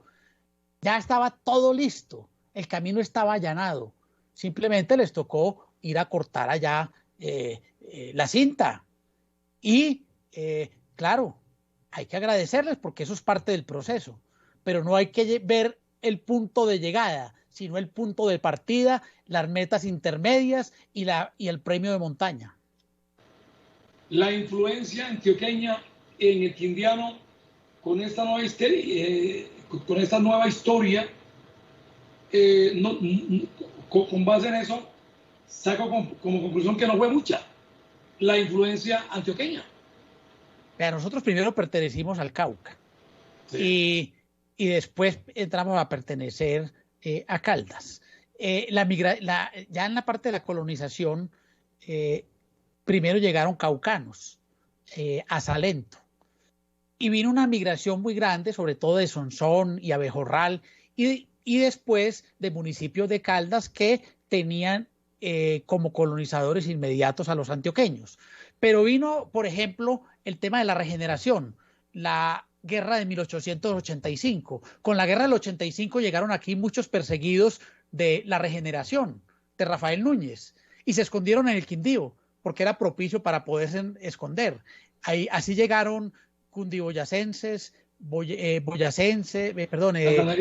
tolimenses, santanderianos, y se creó una mezcla. Por eso nosotros hemos parecido a los antioqueños, porque ellos fueron la migración mayor, pero distintos a ellos porque somos una mezcla, no una fusión, no una mezcla, sino una fusión. Por eso yo saqué ese bambuco que aparece ahí, donde ahí sí rescata porque un antioqueño que es Jorge Robledo Ortiz nos creó un himno donde dice que aquí llegaron los antioqueños por viejas trochas de Caldas con la orquídea por Esa era la siguiente pregunta que le iba a hacer. Con base en ese himno del Quindío, que no fue hecho por quindiano, ¿no? No, O sea, fue hecho por, el himno no fue escrito por un quindiano, fue hecho por un gran poeta, el poeta Jorge Robledo Ortiz, el poeta que le canta a la raza antioqueña. Entonces claro, él vino y se echó un himno Antioquia. Y lo hizo acá, y lo invitaron, y como era un tipo tan importante, hicieron un concurso, y entonces pues se lo ganó él, pues ¿quién le iba a ganar a Jorge Robledo Ortiz? No, pero el himno es una falsación, y por eso hicimos ese bambuco del Quindío, donde sí cuenta la historia como es. Y por eso dice Luis Javier Martínez, saludos a todos los de la mesa, y aquí muchas gracias Luis Javier, y Luis Fernando Villa dice, Álvaro, te comento que el fin de semana me reúno con un grupo de amigos y recordamos a muchos amigos de la historia de la política en Armenia, como fue Jaime Tamayo, Evelio Nao, César Incapié, pero yo hablo aquí, ¿quién más? No alcanzo aquí a abrir. César Incapié, espérame, doctor Mejía, no se vaya. Se le cerró ahí, doctor Mejía. César Incapié, Hugo Palazzo Mejía, y por la parte de los jóvenes Jesús Arias, Ugler, Enrique, Laura, Lidia, Álvaro Mejía, Carlos Oviedo y muchos más. Qué buenos recuerdos se revivieron. Doctor Mejía, se me fue. Luis, ¿se me fue el doctor Mejía? No, señor, está silenciado por completo. Sí, no, por eso, se me fue la... Ya lo recuperó el contacto, profe. Sí, a ver si de pronto fue que... No, ya... Creo que ya está. Me faltaba una último tema muy interesante que queríamos plantear hoy con el doctor Mejía, y nos preparamos, Luis, al diálogo con nuestro siguiente invitado. Listo, profe. No sé qué pasó con el doctor Mejía. Ahí estamos reconectando, profe. Bueno, vamos a reconectar. Si hubo un problema de conectividad con la internet de él, porque nos quedaba un pedacito de este tema, repito. Muy interesante esto porque plantea a las nuevas generaciones, Luis, usted que es de acá, que es de las nuevas generaciones, le plantea esa inquietud de investigar sobre la historia, sobre la historia del Quindío. Luis, ¿no? Sí, señor. Yo creo que el doctor Mejía se salió, ¿no? ¿Cómo, profe? Creo que el doctor Mejía salió, ¿no? Aparece que no está disponible, como si hubiera tenido fallos con la red del profe. Ya estamos retomando aquí el contacto. Y Felipe Robledo no contesta. Listo, vamos con el invitado, con Felipe. Luis. Ya le he estado timbrando y aún no contesta. Bueno, entonces es importante saber que estoy solamente aquí hoy, usted allá en el máster y yo aquí. Y entonces, Luis, voy a preguntarle antes de que haya yo aquí un contacto. ¿Qué conoce usted? Porque ayer había una asamblea de ciudadanos en el Coliseo del Colegio Robledo para tocar el tema del Hospital La Misericordia. ¿Qué sabe usted de eso, Luis? Profe, regáleme 2 minutos que estoy estableciendo el contacto. Perfecto. Entonces vamos a estar pendientes aquí. Repito, y muy importante todos esos temas. ¿Qué Luis? ¿Qué pasó? No veo por ningún lado profe, ahí tenemos el invitado ya en la línea. Bueno, doctor Felipe Robledo, bienvenido a Ágora Radio, ¿cómo está? Sí, ¿cómo me le va, señor Guido? Bueno, Felipe, volví a llamarlo porque me urge. Acaba de manifestar el gobernador del Quindío, esta mañana conocimos la noticia, que le iban a quemar su casa finca en Montenegro y que la fiscalía habría descubierto conversaciones entre varios jóvenes que planeaban cometer el atentado con bombas Molotov. Hemos solamente conocido la versión del gobernador Jaramillo. Quisiera conocer de parte suya, que usted es abogado, los muchachos de primera línea, ¿qué conoce? ¿qué tiene usted para comentarnos? Porque, pues repito, solamente se ha escuchado la versión del gobernador del Quindío, Felipe. Sí, mira, Guido, lo que sucede es que eso se da en el marco de las interceptaciones y de las audiencias preliminares de los muchachos que ya fueron liberados. Esas pruebas obedecen a unas interceptaciones de líneas telefónicas y unas conversaciones completamente ociosas, fruto del sentimiento y el emocionalismo del momento. Pero más bien yo le diría al señor gobernador y a la fiscalía, ¿dónde está la compra de la gasolina? ¿Dónde están los elementos que habían, digamos, comprado o conseguido para construir esas bombas Molotov y materializar ese acto de quemar la casa? ¿Sí? Vuelvo y lo digo, nosotros somos hijos del conflicto armado interno en Colombia, y acá para nadie es un secreto que la palabra me voy a matar, estoy que lo mato, me muero de la ira, son palabras recurrentes, no deberían ser normales, pero son recurrentes en la realidad de un país como el nuestro.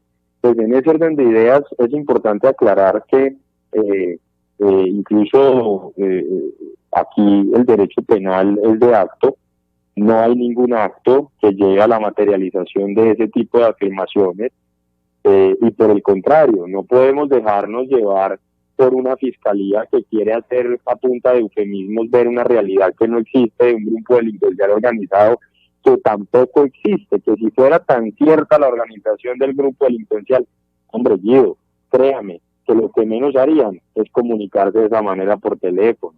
Creo que son unos muchachos que murieron de la rabia por una situación del país y empezaron a expresarlo a través de vías telefónicas, pero realmente acá no hay ninguna delincuencia organizada. Da vergüenza, porque acá sí hay delincuencia organizada, que están dueños del microtráfico en el departamento, sometiendo a la población juvenil. ¿Cuántos jóvenes no se han sido asesinados en lo que lleva del año? Pero para ellos sí no hay ni Dios ni ley, para eso no hay fiscalía séptima especializada que investigue nada, hombre. Felipe, tenemos un gobernador megalómano, gobernador vitrinero, repito, no estoy diciendo que se está inventando eso, pero uno sí toma ese tipo de temas con muchas pinzas, porque en Colombia nos tienen acostumbrados los políticos, los gobernantes, a autoatentados, a victimizarse, y como usted lo señala, hasta uno cuando habla por teléfono, porque me ha pasado muchas veces, con rabia con alguien, comentándole a un amigo, le digo, oiga, este man sí da ganas de tal cosa, pero son expresiones que uno hace en el coloquio, con el compañero, con el amigo, pero de allí a cometer algo, yo la verdad no creo. Felipe, yo que estuve en esas manifestaciones y que conocí a muchos muchachos, muchos de ellos fueron alumnos míos en bachillerato. Yo no creo que dentro de ese grupo haya una organización criminal para atentar contra alguien, Felipe. No, es que no la hay, no existe. Esa organización delincuencial organizada no existe.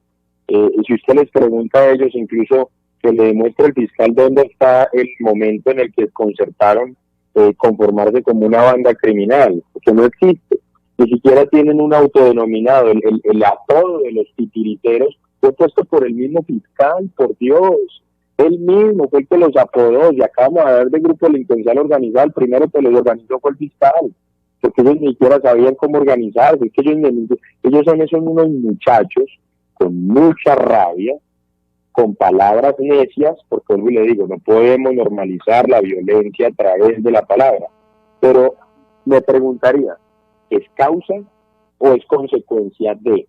Y si entendemos que esto es consecuencia de, en vez de estar tratando de ver un grupo delincuencial organizado que no existe, donde no lo hay, hombre, más bien empecemos a tejer redes para que a través de la institucionalidad del gobierno, con la que sostenemos con nuestros impuestos y con la legitimidad de nosotros como ciudadanos, empecemos a tender los puentes para construir una nueva ciudadanía, una verdadera nación. Ya otros países lo han hecho y está demostrado que cuando eso se hace, las sociedades avanzan.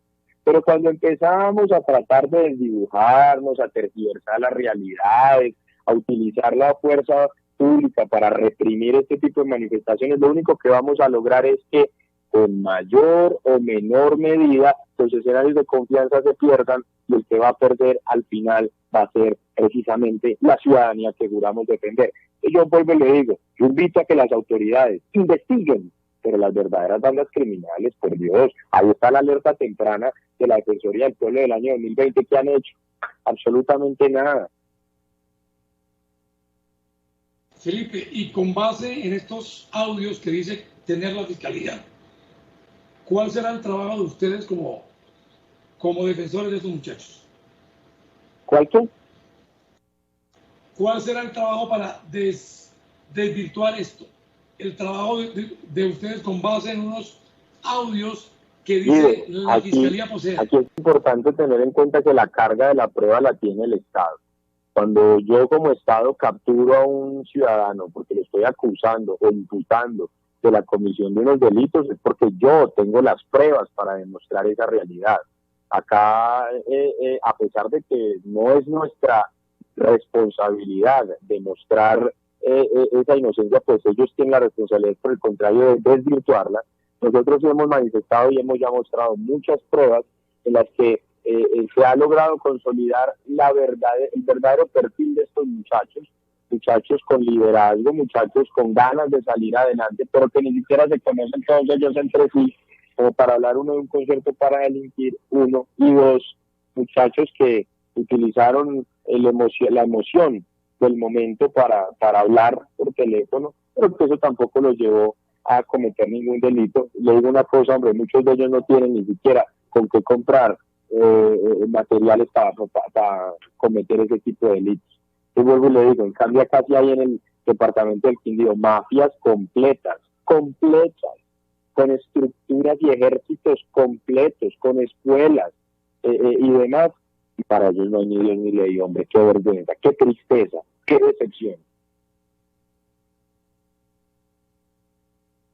Felipe, para muchos manifestantes y para mucha parte de la ciudadanía, el gobernador Jaramillo y el alcalde Ríos no cumplieron la labor de defender a los manifestantes, sino todo lo contrario.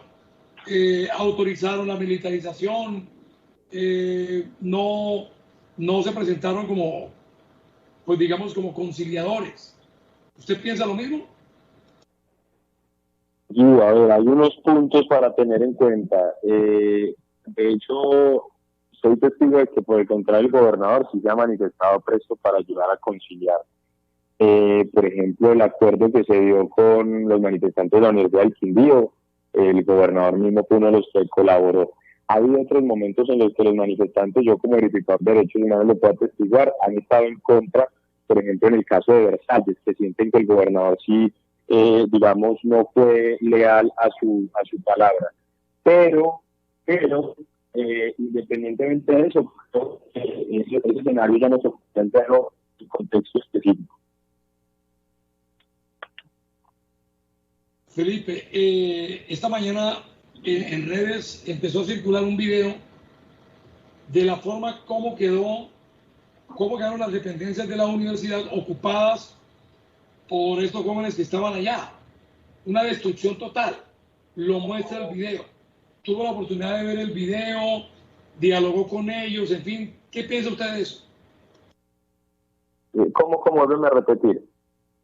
Sí, hay un video que circula en redes donde se muestra cómo quedaron las instalaciones de la Universidad del Quindío, o sea, donde estaban los jóvenes que estuvieron allá durante varios días. ¿Usted vio ese video? ¿Usted ha hablado con estos jóvenes? ¿Usted qué piensa de cómo quedaron algunas dependencias de la Universidad del Quindío? Pues a ver, nosotros ayudamos a estar parte estuvimos ahí en parte de la verificación de la situación con algunos miembros de la universidad, pero los manifestantes han dicho básicamente que quienes ayudaron a ser parte de la atentado a la infraestructura no eran ellos, sino personas que ellos desconocen, al parecer posibles infiltrados que querían deslegitimar precisamente la protesta social. Eso en todo caso tendrá que ser materia de investigación específicamente por las autoridades. Acá nosotros estamos es para servir como intermediadores y verificadores de derechos humanos. Felipe, mi última pregunta para despedirlo y es política. Te Renunciaron tengo el fin que de dejar semana. ya. Sí, Felipe, dime. ¿Cómo? Sí, una última pregunta y es política para despedirlo. Renunciaron el fin de semana Gonzalo Toro y Alberto Pineda, militantes del partido Alianza Verde. ¿Su opinión al respecto? Que la renuncia de los militantes del partido Alianza Verde. Sí, se fue Gonzalo Toro, renunciaron Gonzalo Toro y Alberto Pineda. Pues a ver, eso es completamente, eso hace parte de las dinámicas cuando los partidos pueden terminar siendo desdibujados por intereses personales al interior de los mismos. Este tipo de cosas suelen suceder. Lo importante es que sea donde sea, el partido en el que se esté, obviamente que no, desde que no sea el gobierno, se tenga la coherencia del trabajo político y las manos limpias de seguir desarrollando socialmente el territorio al que pertenecemos. Felipe, muchas gracias por su tiempo con nosotros. Feliz tarde. A usted, Guido. Bueno, hasta luego. Muy bien. Luis, vamos a despedir aquí, Luis, con este comentario de Luis Fernando Villa. Lo malo de este país y de sus gobernantes, cuando el pueblo protesta, el Estado los llama. El Estado los llama guerrilleros, vándalos, delincuentes, zampones, de todo. Otros inventan amenazas. Se inventan amenazas. Por ejemplo, Héctor Marín, el secretario de Gobierno Municipal, cuando los vendedores le exigieron respeto para ellos, al otro día Héctor Marín salió gritando amenazas. No estoy diciendo que el señor Jaramillo se esté autoamenazando, no. Pero es muy raro esto. Y yo la verdad no creo en eso. Yo sigo creyendo en estos muchachos. Luis, no sé qué opinión tiene usted como joven de esto, antes de irme. Profe, pues vivimos en un departamento en el que se estigmatiza la protesta social y a quienes la componen. Y pues en mi caso que he sido víctima de persecución por parte de algunos uniformados después de salir de esas movilizaciones, pues es claro que lo que quieren es infundir un pánico colectivo entre las ciudadanías y finalmente, o sea, ganar con eso la popularidad que quieren para las próximas elecciones. O sea, básicamente es lo que yo veo en estos casos. Bueno, Luis, tiempo de irnos. Profe, no olvide que el video se colgará en YouTube, ¿no? Sí, señor, en nuestra página de YouTube, Quindío Radio Ágora, lo pueden ver después de las 7 de la noche que ya está subido. Bueno, Luis, a usted muchas gracias y nosotros nos despedimos mañana aquí en punto de las 3 en versión libre. Saludos para todos. Esta es Ágora Q Radio, emisora online desde Calarcá, Quindío, Colombia. Ágora Q Radio, opinión y entretenimiento.